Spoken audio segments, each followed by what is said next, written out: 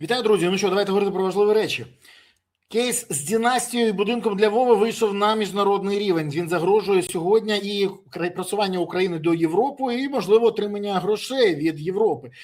Чи вирішить це питання Зеленський? Поговоримо про те, що відбувається в Раді. Чому з оборони перекидають гроші на потенційні ябачки? Поговоримо про те, що відбувається взагалі сьогодні із голосуваннями і з іншим. Отже, про все це та інше говоримо з народним депутатом України багатьох скликань і екс-головою делегації ПАРЄ від України Володимиром Ар'євим. Володимире, вітаю тебе. Привіт, вітаю. Скажи мені, будь ласка, от дивись, коли ми тут обговорюємо питання, чий будинок і хто той Вова, для якого його будують, це якби внутрішнє питання. Але коли це починають обговорювати на Заході, це говорить, що все, вже стримати цю історію не вдалося. Це в Україні можна замовчати, і це впливає. На Заході неможливо. Німецьке видання Die Zeit стверджує, що Мідас, операція Мідас, яка була проведена, викриває такі факти, які зачіпають найвище керівництво України. Низка європейських лідерів, а саме канцлер Німеччини Фрідріх Мерц, президент Франції Еммануель Макрон, прем'єр-міністр Великої Британії Кір Стармер і голова Європейської комісії Урсула фон дер Ляєн вимагають від Зеленського повного розслідування корупції його оточення. Видання акцентує увагу. Скандал на мільйони доларів сягає саме серця українського уряду. Лише кілька днів тому суд ухвалив рішення про взяття під варту Андрія Єрмака, який тривалий час був найближчим, найвпливовішим довіреною особою президента Володимира Зеленського. Окрім Галущенка, посаду втратила ще одна міністерка. Мова йде про колишню міністерку екології, яку перекинули на міністра енергетики. Окрім того, пишуть і про те, що корупція в оточенні Зеленського є для декого ідеальним інструментом тиску на владу з метою отримати потрібного результату. І кажуть, що це зовнішній тиск.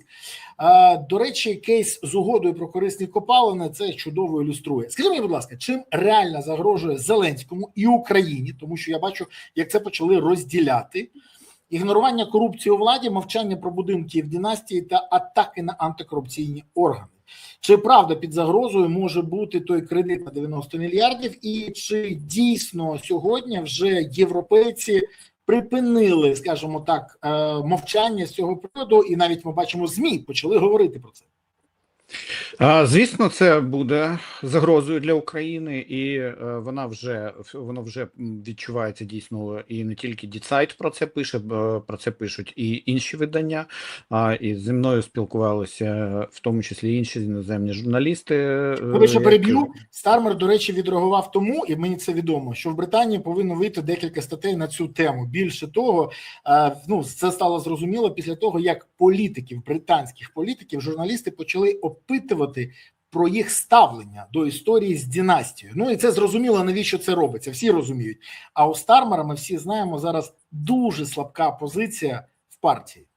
Ну, так само і зараз і у Фрідріха Мерца, канцлера Німеччини, низький рівень довіри, на превеликий жаль, хоча він дійсно стоїть за Україну і дуже допомагає Україні. Проте Україна не допомагає нашим партнерам в даному разі допомагати Україні. Мається на увазі навіть не Україна, а керівництво України, політичне керівництво України. Тому що ці речі, які відбуваються, вони не можуть бути поза увагою медіа, тому що західні медіа, вони не підкоряються рекомендаціям з Офісу президента, це раз.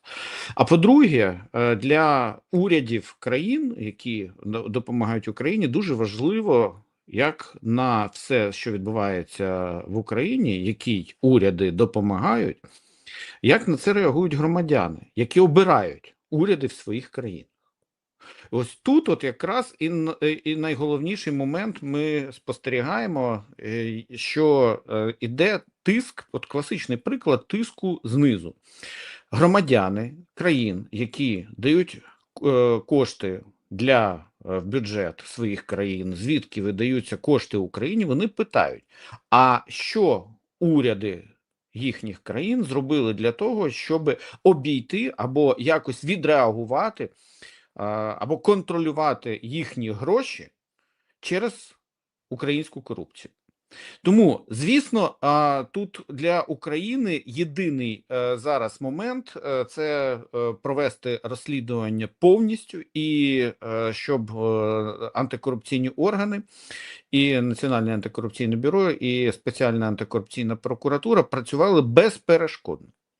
Поки НАБУ і САП працюють безперешкодно, поки вони роблять всі процесуальні кроки, які необхідні, поки їм не ставлять палки в колеса з боку влади, я думаю, що кошти будуть іти, тому що це пояснення для громадян від Німеччини, наприклад, той ж самої Великої Британії, інших країн, які є донорами України, що дивіться, так, корупція є, так, це погано. Так, були проблеми із коштами, які виводилися із енергетики і оборони. Але зараз є антикорупційні органи, які видають підозри, які проводять розслідування і які можуть дійсно отримати певний результат, а ті, хто були замішані в корупційних схемах, можуть отримати безпосередні вироки суду. Ми не будемо говорити, які там вироки суду, бо це його рішення Вищого антикорупційного суду. І тому от зараз є приклад того, що створені при нашій каденції, де в тому числі, Слава, і ти голосував за закони про створення НАБУ, і САП, і ВАКС, Вищого антикорупційного суду, вони нарешті почали працювати. І якщо вони будуть працювати нормально, якщо вони будуть працювати відкрито, чесно, і їм ніхто не буде заважати, ну, значить, тоді це на цьому етапі буде влаштовувати наших західних партнерів. Бо вони мають один єдиний пріоритет – допомагати Україні відбиватися від рашистів, щоб фашистська Росія не лізла зараз в Європу, просто не маючи для цього достатньо сил, розпорошуючи своїх між різними фронтами. Це їхній абсолютно прагматичний підхід, але має бути такий самий прагматичний підхід і у України. Якщо влада, зокрема Зеленський, він не буде реагувати або робитиме далі вигляд, що все було добре і це одиничні випадки, які ось от дивіться, це вже НАБУ зробило так, з реакцією «наті вам тільки відчепіться», то тоді можливі проблеми, але ці проблеми будуть саме для певних представників української влади щодо того, як з ними будуть розмовляти. Я абсолютно впевнений, що Україні наші партнери будуть допомагати. Проте, якщо українська влада буде заважати нашим партнерам такими корупційними скандалами або заважати антикорупційним органам, от тоді проблеми почнуться і для українців, в тому числі і для оборони. Тому у Зеленського, в принципі, виходу зараз іншого немає. Я не знаю, чи його когнітивні здібності достатні для того, щоб осягнути весь той обсяг проблем і претензій до нього, як до людини, яка оточила себе корумпованими людьми, і до людини, яка завжди в своєму бізнесі контролювала все. Тобто, єдине, що НАБУ і САП не можуть за законом розслідувати діяльність президента, поки він на посаді президента України. Але у нього є зараз тільки один єдиний вихід – допомагати максимально, або принаймні хоча б не заважати розслідуванню, і робити все для того, щоб більше таких речей не повторювалося. Чи він був здатний, ще раз кажу, осягнути всі ці виклики, які стоять перед Україною, і чи у нього є достатньо когнітивних здібностей? Я не знаю, але принаймні, якщо у нього є хоча б інтуїтивне відчуття самозбереження, тоді він буде це робити. Ти знаєш, я погоджуюсь з тобою на 100%. Друзі, хочу звернутися до вас. Ви дивитесь цей ефір. Не забувайте, будь ласка, ставити вподобайки. Бачу, що трохи сьогодні щось забули. Поставте зараз вподобайку, прокоментуйте, поширте, підпишіться. Це все важливо. Ну, ваша підтримка каналу потрібна. Є ваша підтримка, працює канал. І так працює з алгоритмом Ютубу, що він дозволяє дивитися це відео більше кількості людей, а тоді більша кількість людей буде розуміти, що відбувається в країні.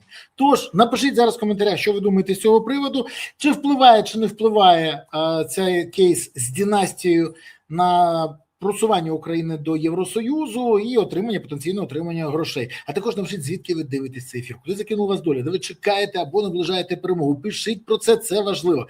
Де ви зараз? Місто, селище, країна, регіон, район, область. Пишіть, це важливо. Ми завжди аналізуємо географію наших глядачів. Дякую вам за це. Володимире, дивись, побиття в Києві військовослужбовцями ТЦК Шевченківського району, діючого військового з ампутованими кінцівками, учасника бойових дій Артема Мороза, ну це кричущий випадок бездіяльності влади в сфері мобілізації. І, до речі, Зеленський знову промовчав. Знову мовчить з цього приводу. Фактично триває системна дискредитація та зрив мобілізації. Зеленський на це не реагує, мовчить.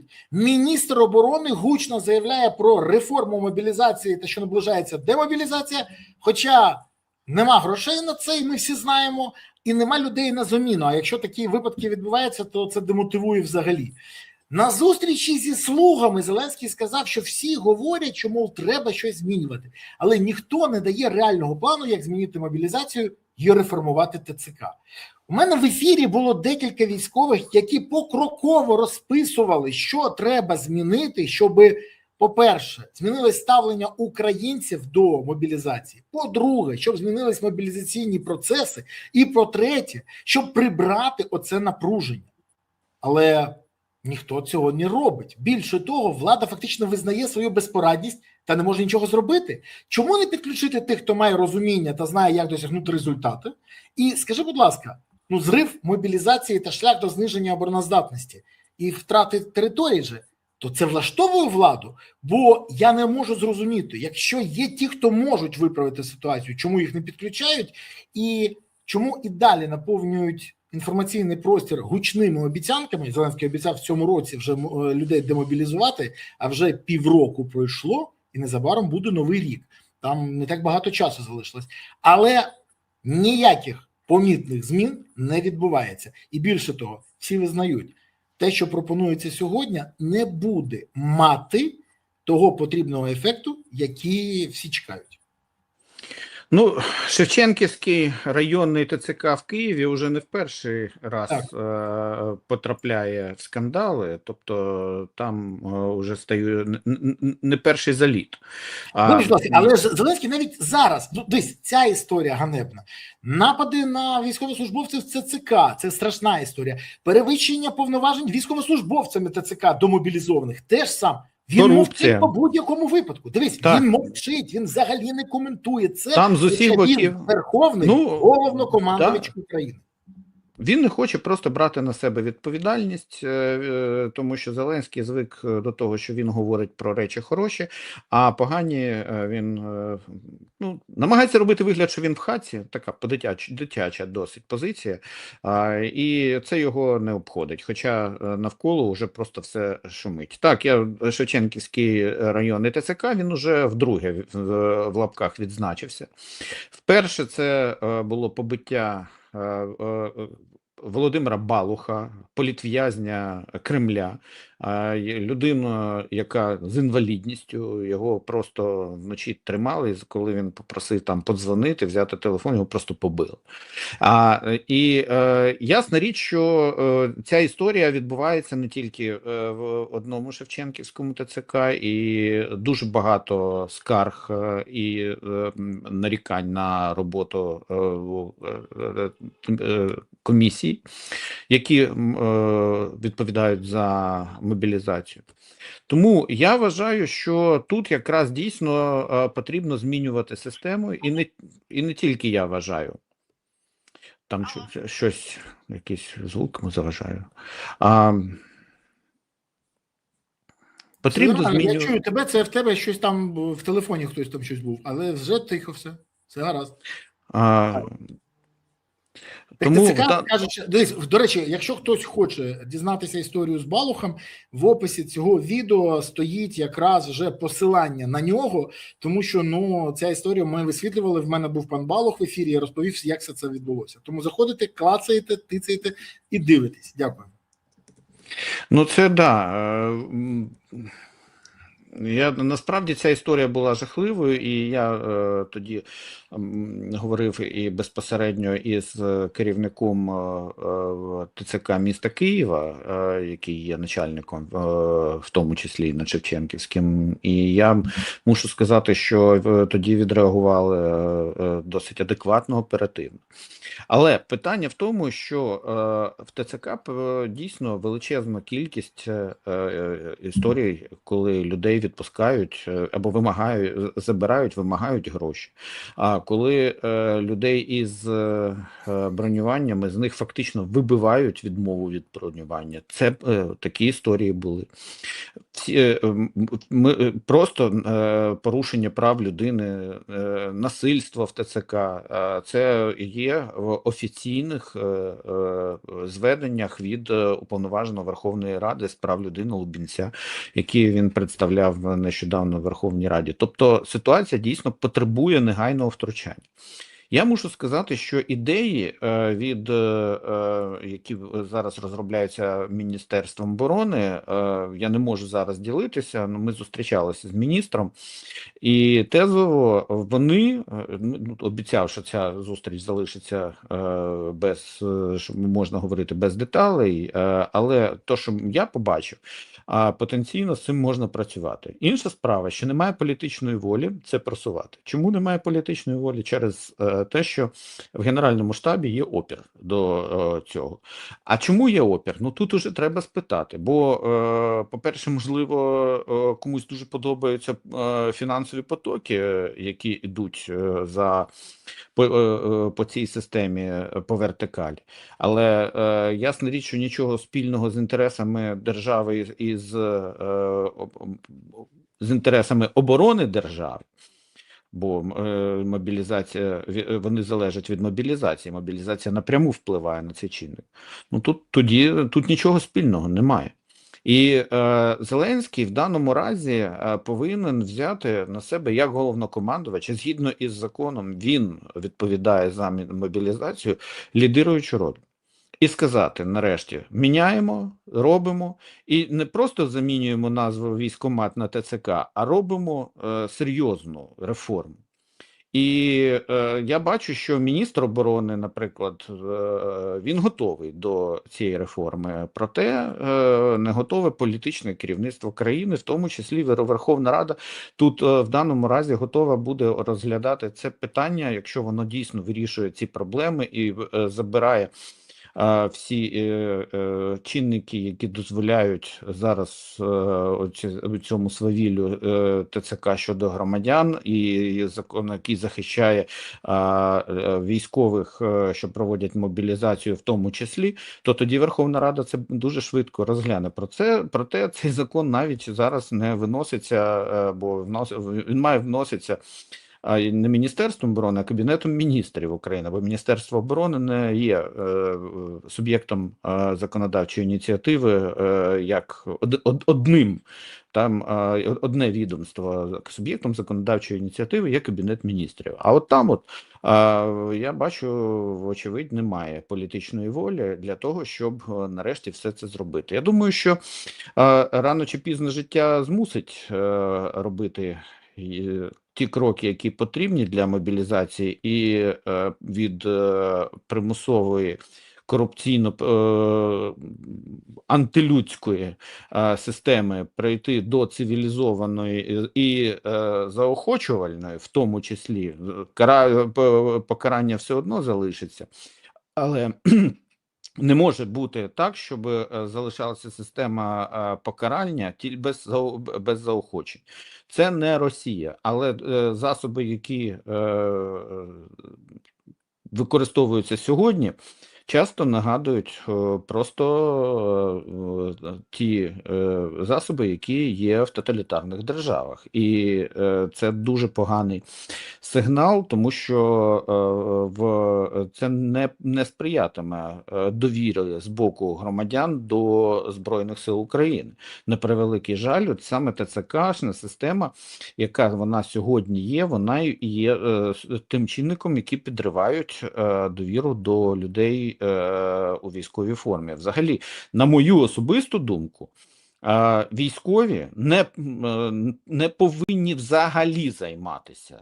Взагалі не повинні займатися перевіркою громадян на вулицях, документами. Це так вибач, будь ласка, це ж прописано в законі про мобілізацію. Це не їх робота. Це не їх робота. Але дивись, для того, вибач, будь ласка, почекай, для того, щоб дискредитувати взагалі форму і створити, скажімо так, створити умови для зменшення рейтингу і поваги до військових, була проведена ця операція. Я переконаний в цьому. Я просто переконаний. Дивися, я абсолютно переконаний в тому, що займатися перевіркою документів військові мають тільки у військовослужбовців. Тобто і тоді це повинна робити ВСП або ВСП, або це блокпости повинні перевіряти. А працівники територіальних центрів комплектування мають не ловити, а вручати повістку, лише вручати повістку. А якщо людина не бере повістку, або відмовляється брати, або починає тікати, то це мають робити тільки працівники правоохоронних органів, поліція, тому що це адміністративна відповідальність, а порушенням закону мають займатися тільки в даному разі хто? Національна поліція України. Національна поліція України має займатися суто, вона має займатися цим.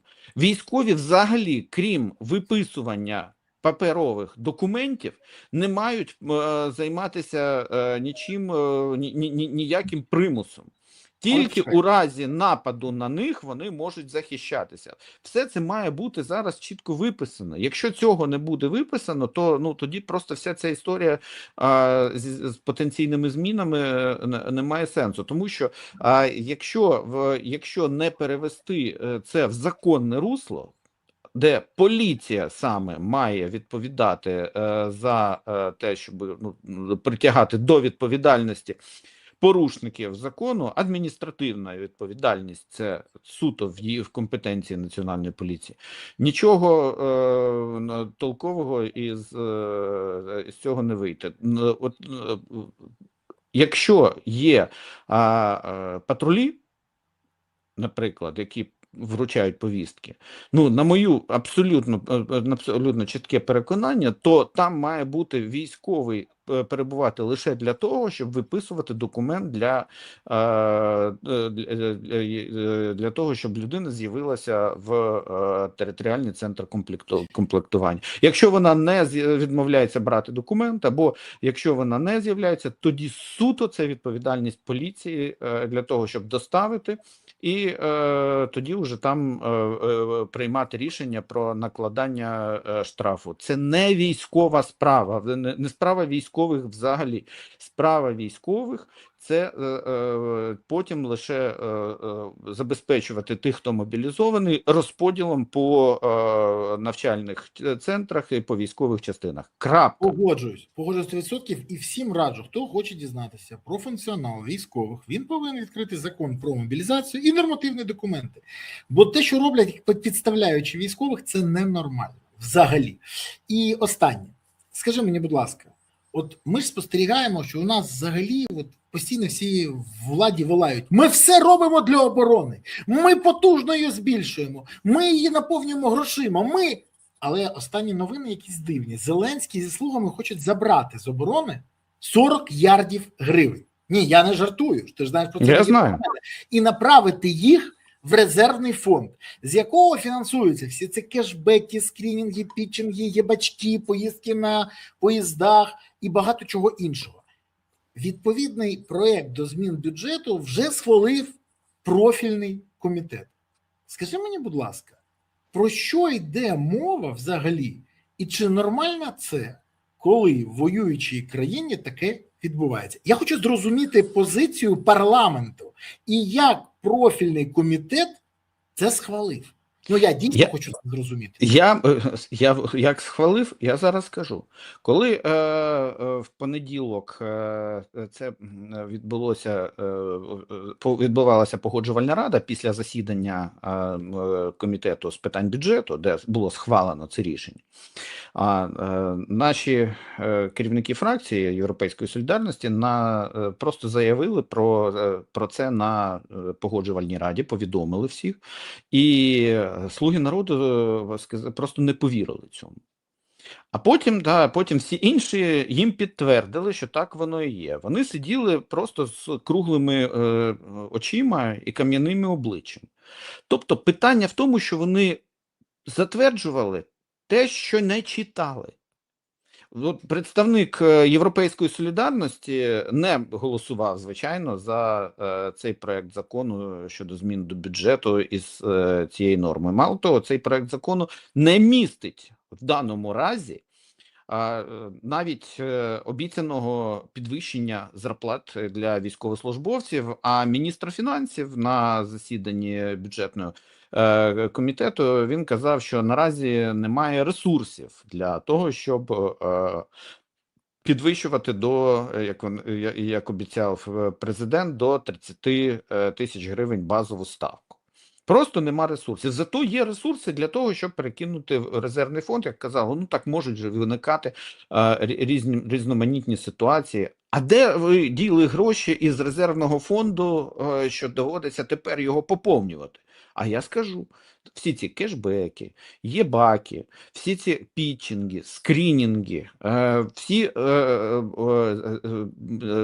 залізничники, да, там 3000 кілометрів, все це бралося, оцей весь парад цього розтрат, атракціон небаченої щедрості, все це бралося із резервного фонду. Мало того, воно далі береться. Далі береться.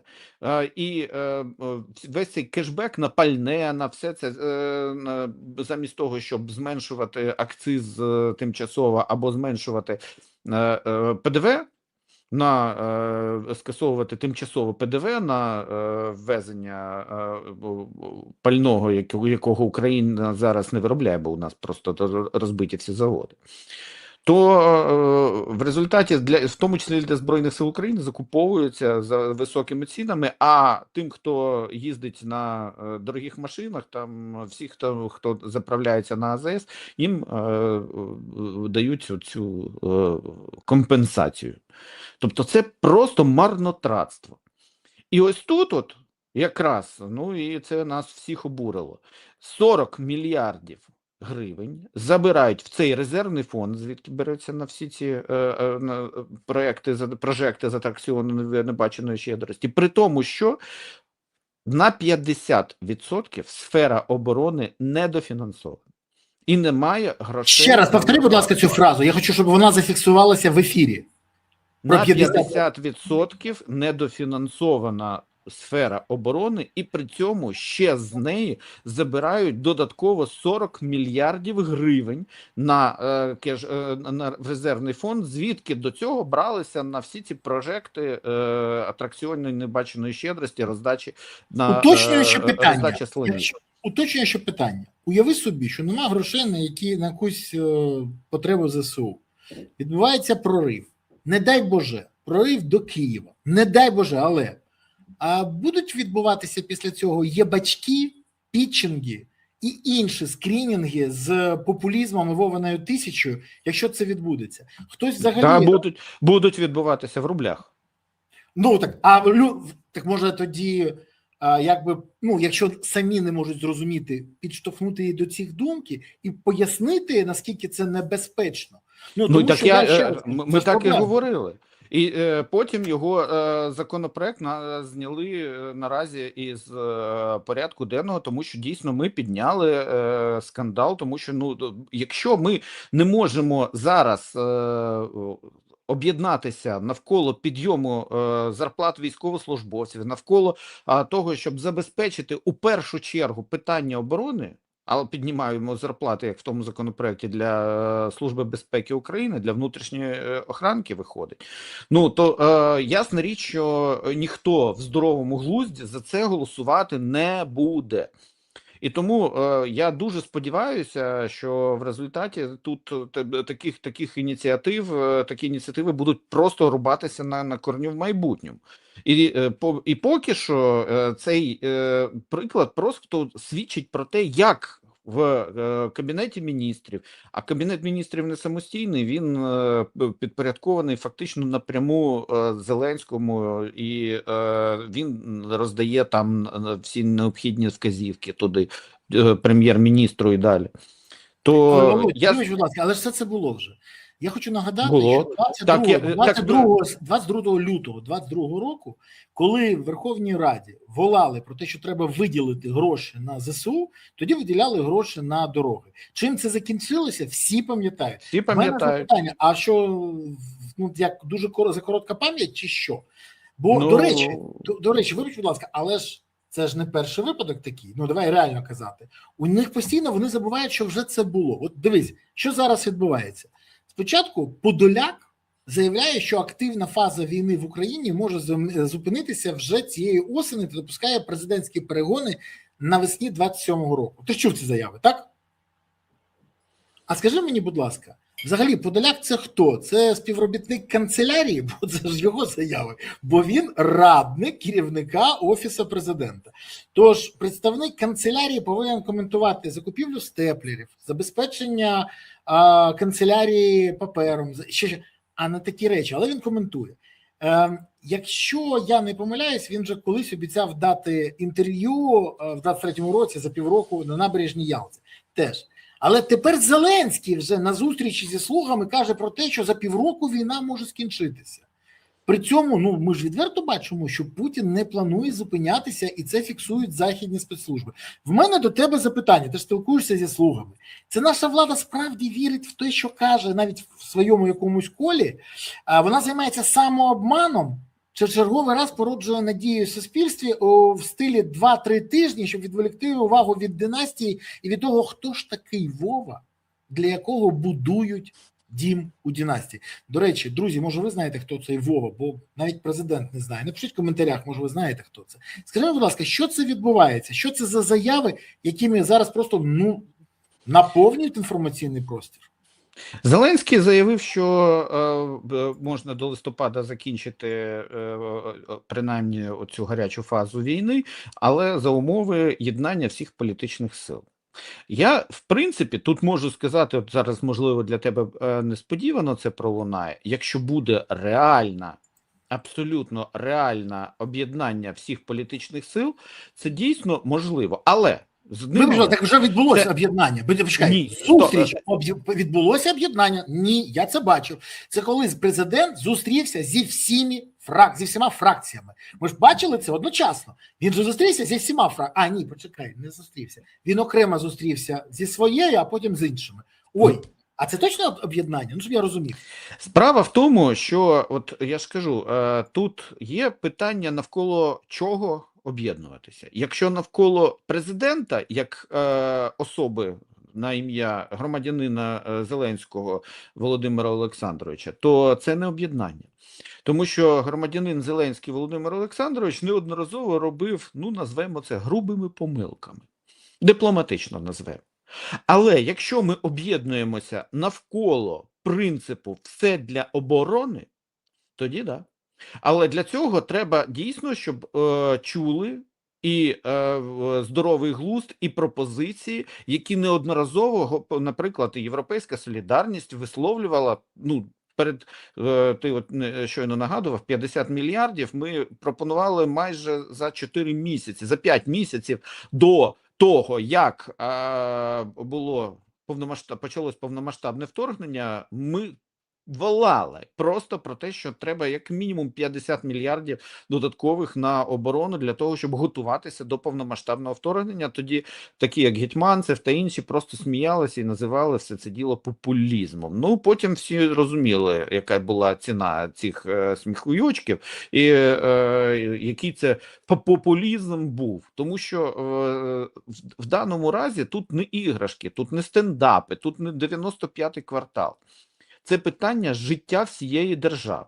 І якщо дійсно ми готові об'єднуватися для того, щоб забезпечити оборону, не всі ці історії з телемарафонами, з пітчингами і кешбеками, єбаками і так далі.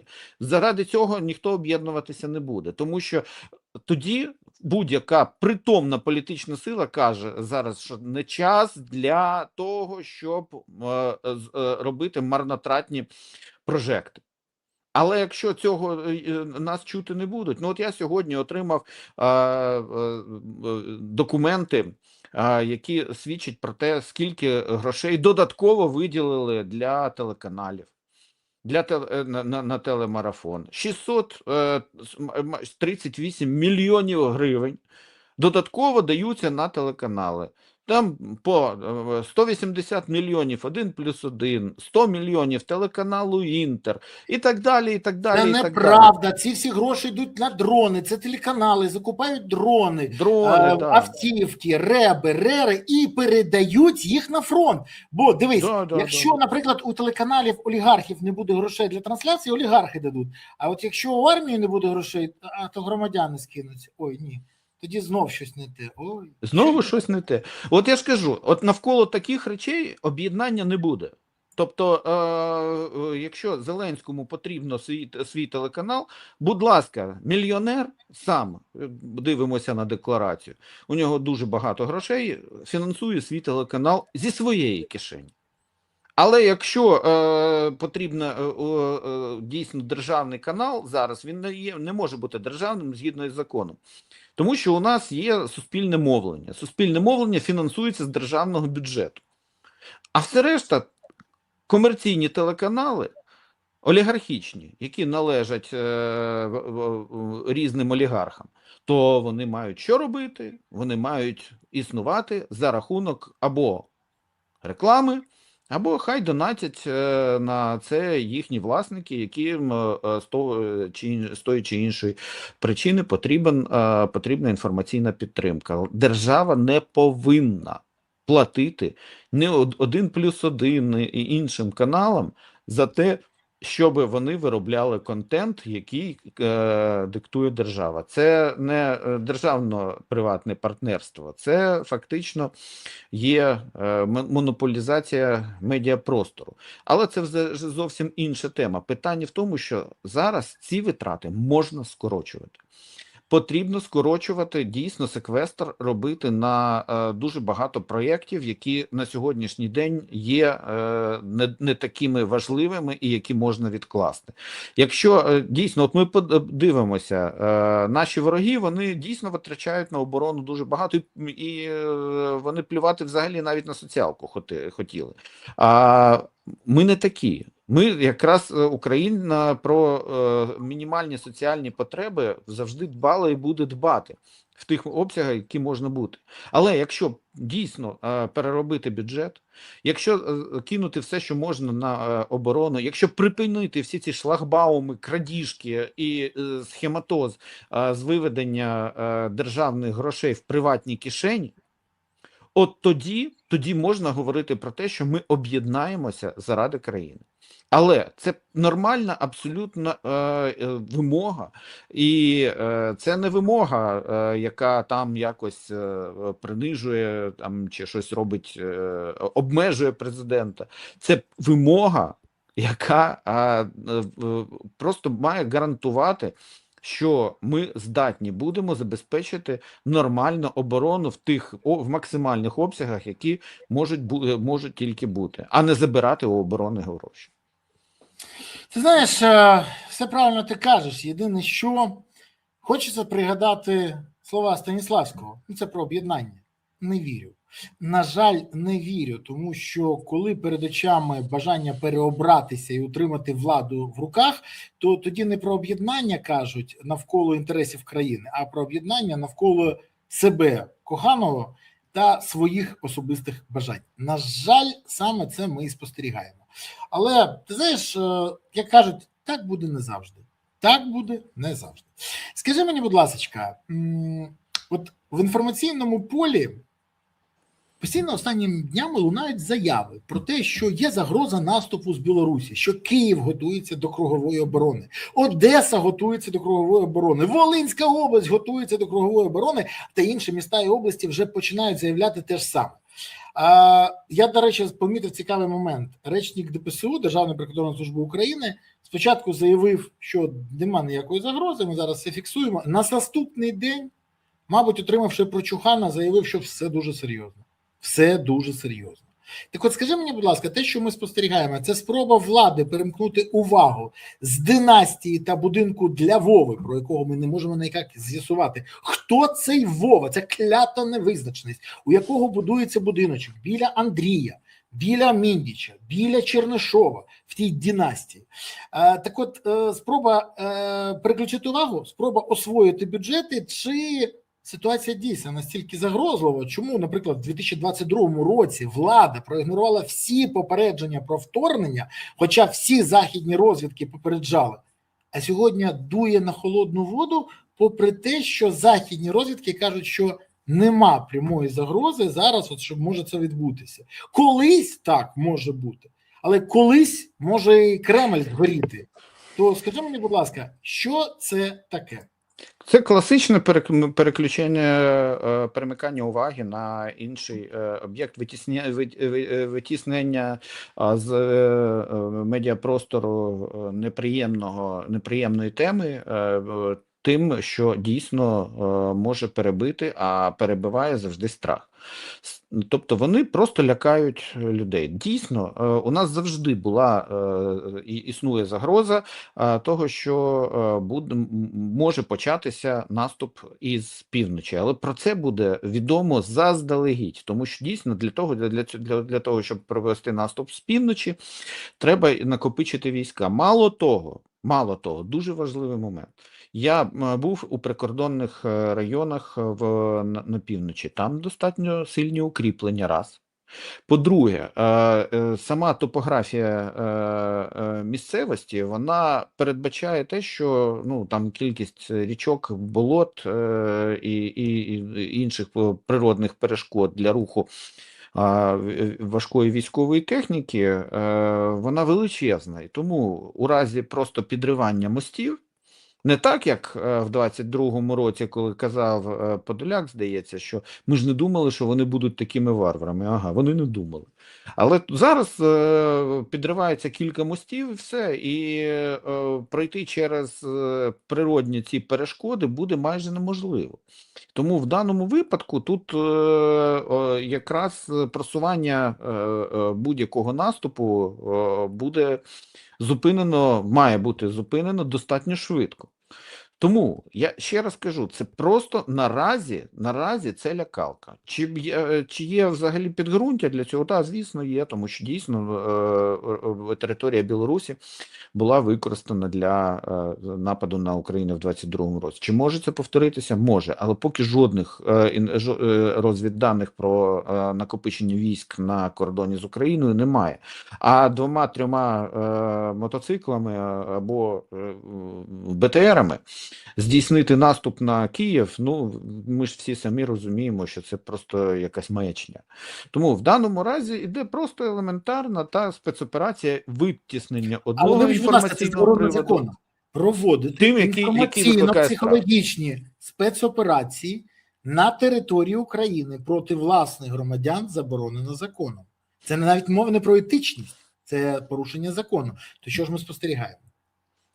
Власне, а хто буде притягати до відповідальності? Це ж не корупційна історія, бо корупція – це якраз в компетенції НАБУ і САП, які вдалося відстояти їхню незалежність. А ДБР, яке має дійсно розслідувати такі речі, воно повністю під Офісом президента. Повністю. на 100% свої люди для президента. Почекай, І тому не все так погано.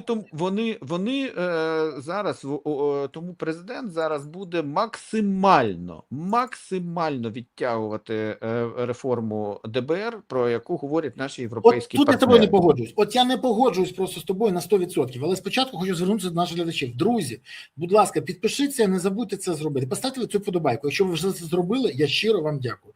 Поставте зараз вподобайку, підпишіться, прокоментуйте, поширте відео. До речі, в коментарях напишіть, що ви думаєте, з цього почули, і з ким ви погоджуєтесь.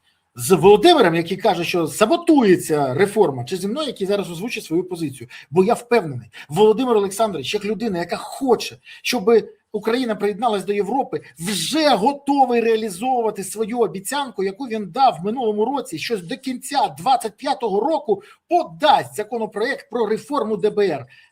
Вибач, а якийсь зараз рік? Нагадаю, я щось заплутався. А сьогодні 26-й. Блін, і тут я не попав. Ну що ж таке, намагаюся якось відмити цю владу і кожен раз в просак. Ну, якби, хоч би влада трохи допомогла її врятувати, я навіть не знаю. Тож, друзі, пишіть в коментарях, як ви ставитесь до цієї позиції. Ну, дійсно, обіцяв же в минулому році подати і щось не квапиться. Але ж це одна з умов. Він багато чого обіцяв. Це одна з умов сьогодні Євросоюзу. Прибрати контроль на ДБР з боку Офісу президента і зробити його справді незалежним органом, а не як це є, коли кишенькові органи є такі в Білорусі, в Росії, на Кубі, в Ірані, бо Україна – це не Росія, не Куба, не Білорусь і не Іран.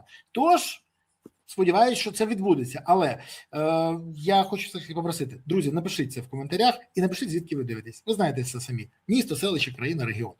Володь, невже ти думаєш, що Володимир Олександрович, може він забув просто? Ну, ти знаєш, важкий був ранок важкий, день важкий, тиждень, місяць, ну і рік.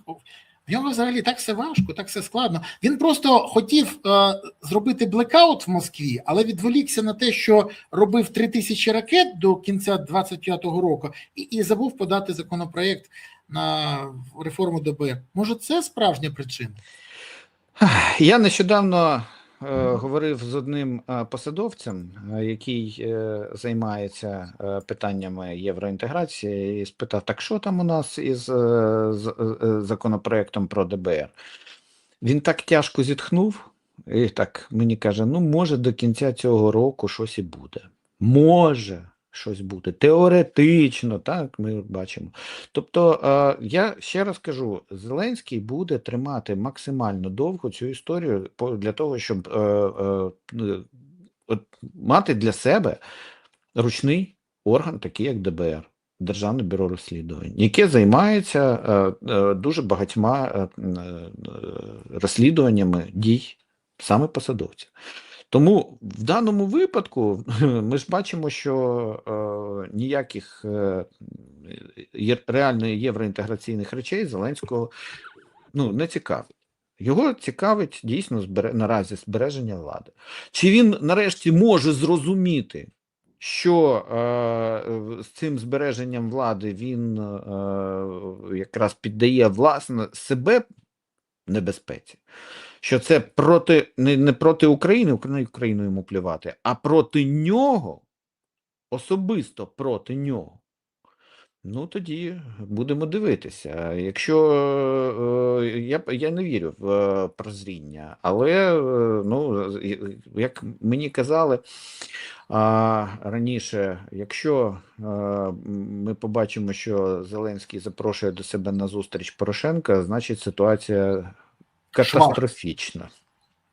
Але дивись, ми ж знаємо, він завжди запрошує всіх тоді, саме всіх, коли все дуже погано. І, до речі, багато хто каже, що сьогодні саме в Офісі ситуація не найкраща. Якщо на фронті наші герої і героїні тримають оборону, то в Офісі щось там в них збоїть. Я не знаю, чому Зеленський мовчить. До речі, він мовчить про багато речей. Про двушечку до Москви нічого не сказав. І про дім в династії нічого не сказав. І навіть не сказав про свого Андрія, про якого казав, я з ним прийшов, я з ним і піду. До речі, Андрій пішов. Ну, якщо так, я просто нагадую, може, Володимир Олександрович забув, просто не помітив, а тут, знаєте, як в радянській пісні, «Отряд не замітив потері бойця». Ну, якось дивно, такий боєць був. Так от, при всьому цьому наш уряд просто неймовірно дивує весь світ. Поки у світі є тотальна невизначеність і там в найкращих варіантах планують на 3-4, інколи 6 років економіку країни, в Україні уряд прем'єрки Свириденко, я постійно забуваю, що вона змінила свій напрямок роботи, заявив про 15 років. Скажи мені, будь ласка, чи є такі приклади, де на 15 років сьогодні планують, враховуючи інновації, безпекові чинники, ситуації внутрішні, ну як можна запланувати на 15 років, взагалі план на 15 років, і може саме цей план вона презентує в Київській школі економіці? До речі, а що там з тим кейсом? То в мене питання з двох складових. Що у нас з цим 15-річним планом, і що у нас з Київською школою економіці, де вона нарешті з'явилася? Ми бачили це, як це красиво висвітлили. Так що у нас там? Ну, якщо хтось домовився з Ілоном Маском і релокував своє підприємство на Марс, то там, можливо, і можна планувати на 15 років, можна навіть і більше. А ми щось у не нас... знаємо, вибач, будь ласка, ми чогось не знаємо, у нас хто на Марс полетів. Ну, я вважаю, що у нас взагалі якийсь горизонт планування в країні має бути, ну, може наразі, от фактично ситуація наша безпекова, економічна, дозволяє не більше, ніж рік-два. І 2 – це дуже сміливий прогноз. Я не знаю, що вони напланували на 15 років, але в даному разі я думаю, що це для того, щоб просто вразити обивателів своїми далекоглядними планами. Нічого спільного з реальністю взагалі це немає, тому що ці плани, ну, ніхто не планує дійсно так надовго в жодній країні світу, і є загальна просто стратегія, але для того, щоб говорити про реальне економічне планування, ну, це насправді це окозамилювання, те, що пропонує сьогодні уряд Свириденко. Так само, як окозамилюванням є і антикорупційна стратегія, яка не містила, в принципі, ключових питань щодо боротьби з корупцією, які зараз дуже потрібні.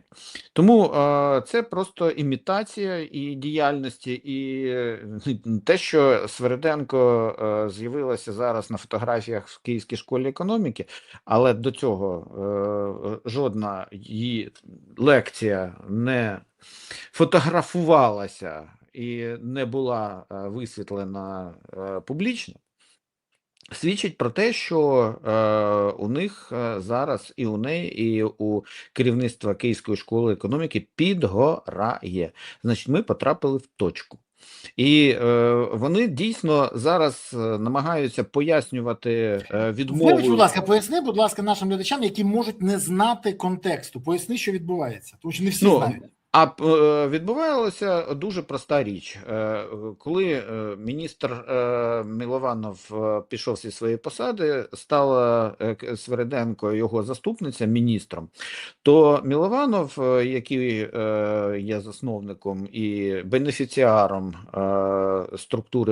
структур під назвою Київська школа економіки, взяв Свириденко на роботу читати лекції за 60, а потім і більше тисяч доларів в рік.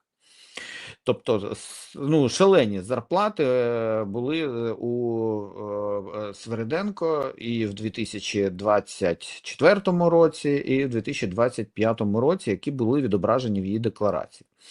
Проте, коли ми почали з'ясовувати, а скільки ж часу Свириденко провела витратила на викладання в Київській школі економіки, то виявилося, що це страшенно секретні дані. Виявилося, що ну просто це персональні, як написали мені в офіційній відповіді, дані, які не можуть бути розголошені. Насправді нічого спільного це з персональними даними немає. І вони просто розуміють, що це, якщо вони дадуть чесну відповідь, то буде абсолютно чітко видно, що це фіктивне. Була фіктивна викладацька робота, а це вже питання тоді для антикорупційних органів.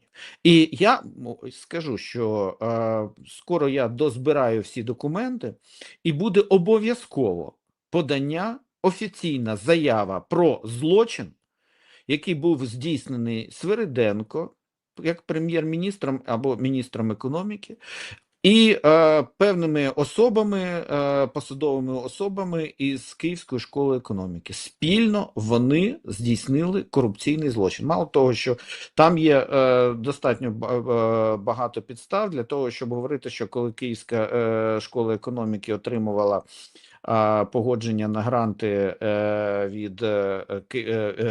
від Міністерства економіки, яку очолює Свириденко, то і при цьому Свириденко отримувала гроші в Київській школі економіки, то це вже напряму є питання, яке має бути розглянуто антикорупційними органами. І ми пам'ятаємо в тому числі, що саме Свириденко робила подання Милованова від Міністерства економіки України в наглядову раду Укроборонпрома. А натомість отримала посаду, гроші за викладацьку роботу, яка не є підтвердженою взагалі.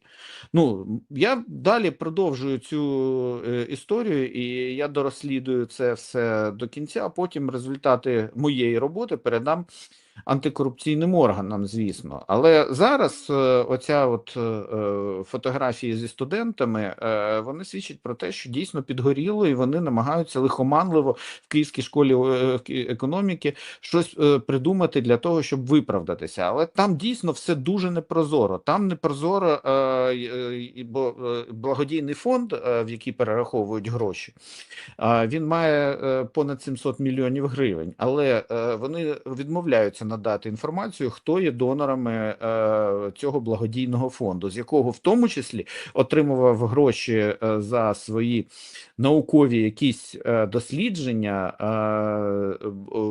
радник президента України з питань санкційної політики Власюк. Тобто тут... І він теж? Так, він теж отримував звідти гроші. І до речі, його хотіли бачити очільником Офісу президента. Єрмак намагався його поставити замість цього. І Власюк, і Бевз, і Даша Зарівна були приведені саме Єрмаком. Я це добре пам'ятаю.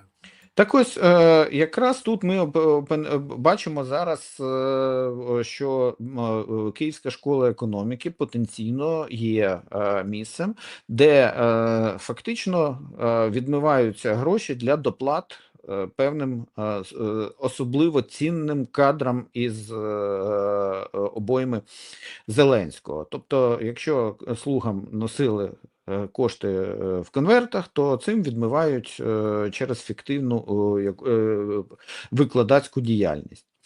І це якраз, я думаю, що тут треба буде всю цю історію дотиснути, але Київська школа економіки заявляє про те, що вони дуже прозорі, вони дають всі звіти про те, як витрачалися кошти, але хто туди давав кошти, а я знаю, що туди давали кошти не тільки Firepoint на певні програми, а і інші державні підприємства з державною власністю перераховували туди. Ну, я не кажу вже про Укрпошту, яка з кожної операції по 1 гривні перераховувала фонд Київської школи економіки. Тобто знайшли спосіб, як фактично з кошти із державних підприємств, які належать державі, заводити так, щоб через відмивання у фонді, на мою думку, як це відбувалося, хоча тут мають розслідування антикорупційних органів, видавати доплати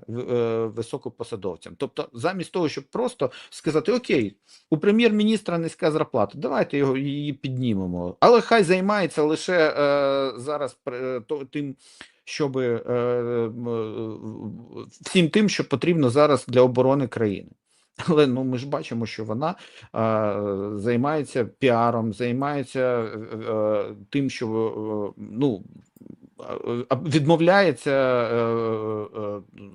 відмовляється підвищувати зарплату військовослужбовцям. 40 мільярдів вона перекидає, бо це проект Кабінету міністрів, 40 мільярдів перекидають в резервний фонд.